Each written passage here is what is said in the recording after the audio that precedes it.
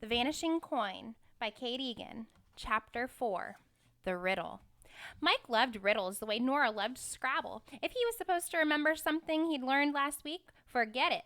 That's why his report card was always so bad. But a riddle was different. Everything you needed to know was right in front of you. You just had to look at it another way.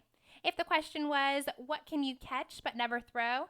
You needed to see the other meaning of the word catch. The answer had nothing to do with a ball. The answer was a fever.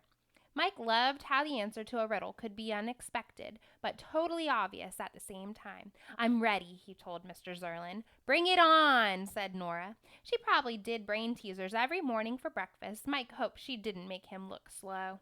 "All right, then," the magician said. He took a stack of paper from under the counter and handed Mike and Nora each one sheet, along with a pair of scissors. "Can you cut a hole in this paper big enough to walk through?" "Uh-oh," thought Mike. "That's not a riddle," Nora said. "It's a challenge," said Mr. Zerlin, "and it's fine if you work together." Anyone knew there was no way you could step through a hole in a piece of paper. Even with tiny margins all around, the hole would be no bigger than, say, both of Mike's hands spread wide. Maybe a baby could step through that hole, but nobody else. Mike sighed. He looked at Nora blankly. He didn't really want this challenge. He just wanted to learn a magic trick before he left the store. He cut the paper and ended up with a hole about the size of an index card. No good. Nora was quiet. She wasn't having any luck either. Mr. Zerlin was watching Mike. "You can do it," he said. Mike rolled his eyes again. Mr. Zerlin was a total stranger. He had no idea what Mike could do. He glanced in the direction of the coffee shop, half wishing his mom would walk across the street. He noticed the welcome mat again. The word "believe" glowed in the light from the shop window. Mike let out a long breath. "Fine," he thought. "I can do it. I believe. Whatever." Mr. Zerlin handed another piece of paper to Mike, folded it in half the long way. He didn't say anything, just handed it over like he was giving an important clue. Mike looked at the folded paper for a while. It was hopeless. Then, for some reason, he said, "Snowflakes!" Nora looked at him like he'd lost his mind. "Not the kind you see in winter," Mike explained. "The kind you learn to cut in kindergarten." Mike folded the paper again and snipped. "What if I make a snowflake with a lot of empty space inside? Then what if all the ribs of the snowflake can be cut and stretched out, sort of? Could that make a hole bigger than the original piece of paper?" "I don't know," said Nora. "I don't really get it." Suddenly, Mike really did believe this was the sort of test he could handle. When Mike was doing riddles, he could tell when he was getting close to the answer. It was a sixth sense, like his mind was squinting to bring something into focus. Mike felt that way when he was cutting the paper. It was totally unlike him, but he got absorbed in the work. No fidgeting, no fooling around. He tried every snowflake pattern he could think of. Before he knew it, 10 minutes had passed, and Mike was surrounded by broken snowflakes. He liked that feeling of trying hard, but he wasn't any closer to figuring out the answer. "Sorry," he said, putting down the scissors. He was giving up, the way he'd given up on a million things before. So why was Mr. Zerlin looking at him like he'd done something right? "I like the way you're thinking," said Mr. Zerlin, his dark eyes locked on Mike's, "reaching hard for the answer that's right in front of you. I've never seen a kid come so close to solving that riddle." Nobody said stuff like that to Mike, ever. "What about a zigzag?" suggested Mr. Zerlin.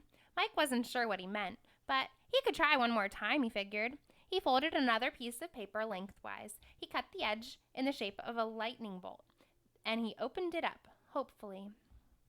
There was a hole there, all right, but not one you could step through, unless you were twisted up, Mike thought. Doing yoga, maybe. With another sheet, he cut a straight line almost at the top, from the fold to near the open edge. He stopped to think. Then, below that, he made another cut in the opposite direction, stopping just before the fold. He moved down the entire piece of paper, cutting until it was covered with what looked like stripes. Then he unfolded it carefully and cut down the middle, leaving only the very top and very bottom strips uncut.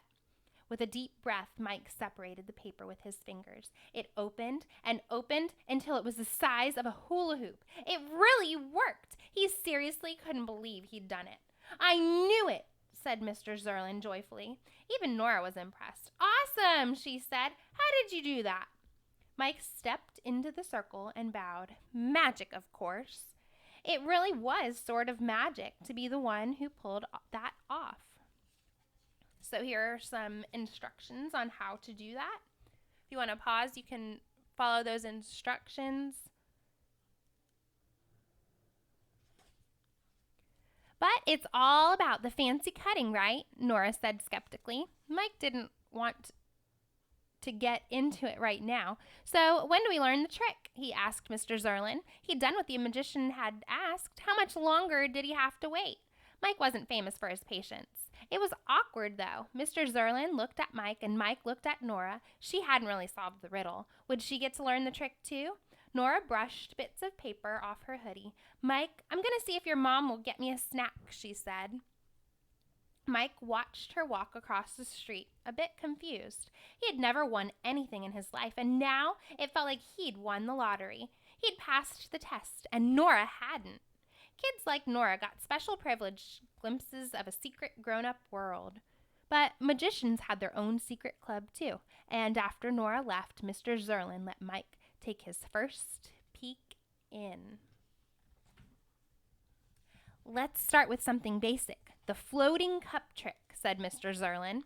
Mr. Zerlin was a careful teacher, definitely better than Mike's last soccer coach. "That's it," he said. "No more like this."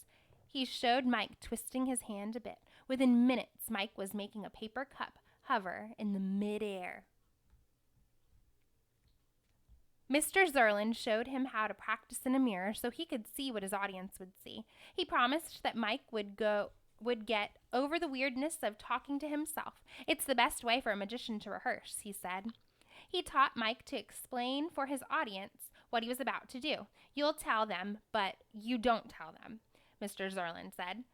Somehow Mike knew just what he meant. A magician told a story, kind of, but not the whole story.